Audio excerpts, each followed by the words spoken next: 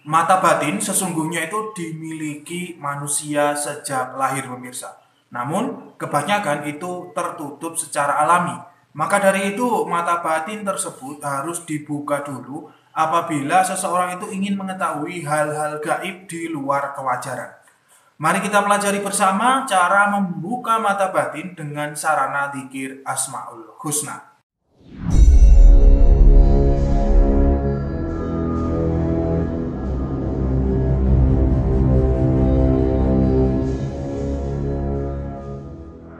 Bismillahirrahmanirrahim. Assalamualaikum warahmatullahi wabarakatuh. Alhamdulillahirabbil alamin. Wassalatu wassalamu ala asrofil anbiya'i wal mursalin sayyidina wa maulana Muhammadin wa ala alihi washabihi ajmain. Amma ba'du. Allahumma shalli ala sayyidina Muhammad wa ala ali sayyidina Muhammad. Rabbi shrah li sadri wa yassir li amri wahlul 'uqdatam min lisani yafqahu qawli. Raditu billahi rabban wa bil islam dinan wa bi Muhammadin nabiyyan wa rasulan. Rabbi zidni ilman wa warzuqni fahma. Amin. Selamat datang, selamat berjumpa kembali para pemirsa sekalian di channel Spiritual 21 Investigasi Supranatural Tanpa Batas. Mata batin itu adalah salah satu indera manusia yang tersembunyi. Jadi, mata batin itu bukan termasuk panca indera ataupun 5 indera manusia, namun merupakan indera yang keenam. Kalau di sekolah kita dulu itu selalu diajarkan 5 indera kita pemirsa. Seperti indera penglihatan yaitu mata, terus indera pendengaran yaitu telinga, sampai dengan indera pengecap makanan atau minuman yaitu lidah. Semua itu dipelajari dalam mata pelajaran ilmu pengetahuan alam. Namun pemirsa sekalian, tidak ada satupun mata pelajaran di sekolah itu yang mempelajari dan membahas indera manusia yang keenam. Hal ini disebabkan memang indera tersebut itu letaknya itu tersembunyi, tidak kelihatan secara nyata pemirsa. Dan untuk mengetahuinya itu diperlukan ilmu khusus, yaitu ilmu membangkitkan indera keenam atau sering disebut dengan ilmu mata batin. Letak dari mata batin ini adalah di tengah-tengah antara kedua mata kita, agak ke atas sedikit. Kalau dalam ilmu tarekat itu dinamakan titik latoif ke-6 yang disebut latifatun nafsun natikoh. Nah, apabila titik ini dibuka, maka seseorang itu akan bisa lebih peka ataupun memiliki kepekaan batin terhadap sesuatu pemirsa. Di dalam ilmu spiritual, khususnya aliran ilmu hikmah, hal ini disebut dengan istilah kasyaf. Banyak para ulama itu yang mempunyai ilmu kasyaf, namun mereka menyembunyikannya karena memang sangat berbahaya itu apabila semuanya itu dipublikasikan. Para ulama itu biasanya itu hanya memberi rambu-rambu ataupun isyarah-isyarah tertentu saja kepada seseorang. Sebenarnya itu setiap orang dibekali dengan indera keenam ini pemirsa, namun tidak semuanya itu aktif. Hanya ada sebagian orang saja yang memang indera ini aktif sejak lahir. Kita sering sebut dengan istilah orang-orang indigo seperti itu. Bagi yang belum aktif itu apabila menginginkan indera ini muncul, maka harus diaktifkan terlebih dahulu. Cara pengaktifan indera keenam ataupun mata batin ini ada banyak cara pemirsa, sesuai dengan kepercayaan dan keyakinan serta kebudayaan masing-masing daerah. Ada yang dengan meditasi, ada yang dengan bertapa, terus kemudian ada juga ritual yang ritual telanjang bulat di malam hari.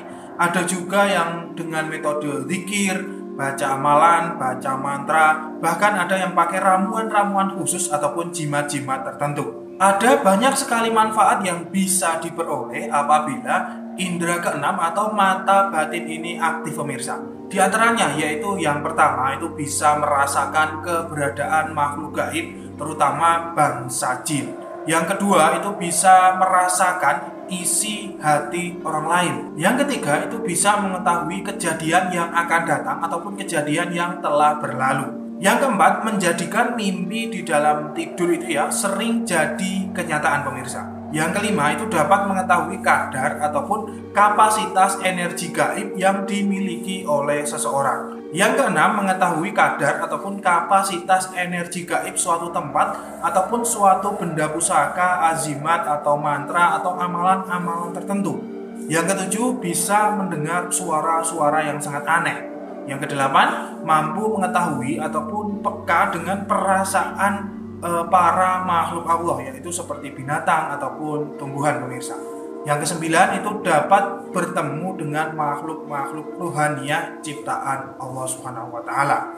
Yang kesepuluh bisa melihat suatu misteri ya, misteri khusus atau kejadian-kejadian aneh di alam mimpi. Selain itu, masih banyak lagi pemirsa sekalian kejadian-kejadian aneh apabila indera keenam ini terbuka. Contoh di antara para ulama yang mempunyai ilmu kasyaf atau indera keenamnya ini telah terbuka ya, ilmu kasyaf tingkat tinggi dan menuangkannya itu dalam sebuah karya tulis adalah beliau Syekh Ahmad bin Ali Al-Buni. Beliau menuliskan ilmu kasyaf beliau itu di dalam banyak kitab. Salah satunya di antara yang paling terkenal di Indonesia dan menjadi rujukan utama ilmu-ilmu gaib, ilmu-ilmu spiritual adalah kitab Syamsul Ma'arif Al-Kubro dan kitab Manba'u Usulil Hikmah. Yang mana ada sebagian kalangan yang mungkin kurang mengerti menuduh kedua kitab tersebut adalah kitab-kitab sihir. Ya itu terserah mereka karena itu adalah keyakinan mereka bersama guru-guru mereka. Nah pemirsa sekalian, kali ini akan spesial ya saya bagikan bagi Anda cara mengaktifkan indera keenam ataupun membuka mata batin tersebut dengan metode zikir al-asmaul husna. Caranya yaitu yang pertama, Anda persiapkan diri lahir dan batin dan menata niat itu untuk mendekat kepada Allah Subhanahu wa taala sang pencipta jagat alam ini. Kemudian yang kedua, Anda harus memilih atau mengkhususkan 1 bulan penuh. Pilihlah bulan yang sekiranya itu terbaik ataupun sesuai menurut Anda ya. Bulannya itu adalah bulan Hijriah, mungkin Safar, terus Muharram, Rabiul Awal dan lain sebagainya. Jangan bulan yang Januari, Februari seperti itu, jangan bulan yang itu. Nanti pemirsa bisa lihat sendiri di kalender-kalender yang lengkap itu sudah ada bulan-bulan Hijriah seperti itu pemirsa. Kemudian yang ketiga, dalam 1 bulan tersebut Anda harus melakukan riyadhah, yaitu Anda tidak boleh memakan ataupun minum yang berasal dari hewan ya. Contohnya mungkin makan telur, makan daging, minum susu dan lain sebagainya itu tidak boleh. Anda harus memakan dari tumbuh-tumbuhan saja. Kemudian yang keempat, selama 1 bulan penuh tersebut Anda harus membaca asma al-batinu dengan cara ditambah ya nida yaitu ya batin. Asma itu harus dibaca setiap selesai sholat 5 waktu itu sebanyak 300 kali pemirsa. Nah dalam 1 bulan itu jangan sampai terlewat ataupun lupa membacanya. Kalau sampai lupa atau terlewat itu harus mengulang dari awal lagi. Nah setelah Anda selesai mengamalkan itu semua maka Anda bisa merasakan sendiri khasiatnya. Namun saya sarankan kalau Anda itu masih berumur di bawah 20 tahun jangan mengamalkan tanpa didampingi seseorang. Hal ini karena efeknya itu cukup berbahaya pemirsa. Pengalaman diri saya pribadi nanti itu akan mendengar suara-suara aneh, ramai sekali itu seperti banyak orang-orang itu berbicara. Terkadang juga sering dipanggil-panggil oleh suara-suara tertentu pemirsa. Selain itu juga Anda akan bermimpi ya suatu kejadian-kejadian janggal dan cukup aneh juga.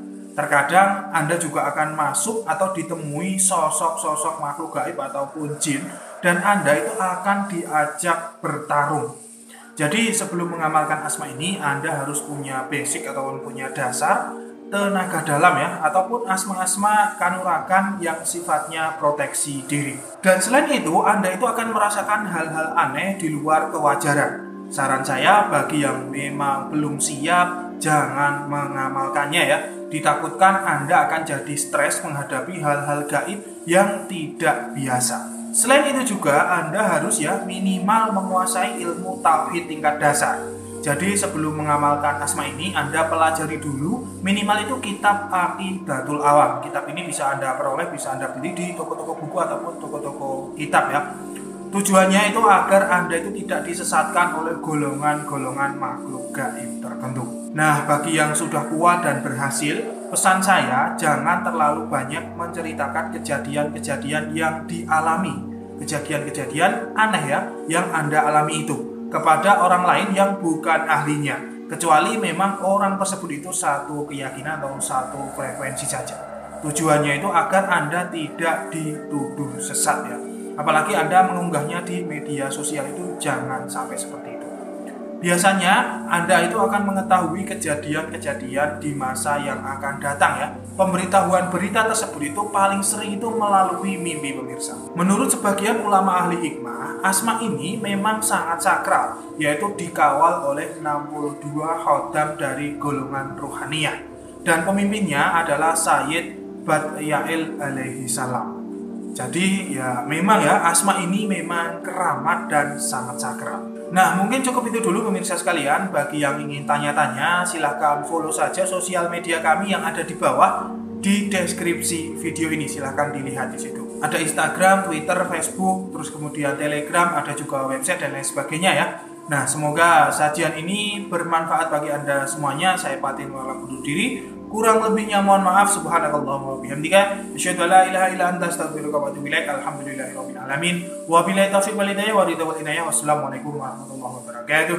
Salam spiritual.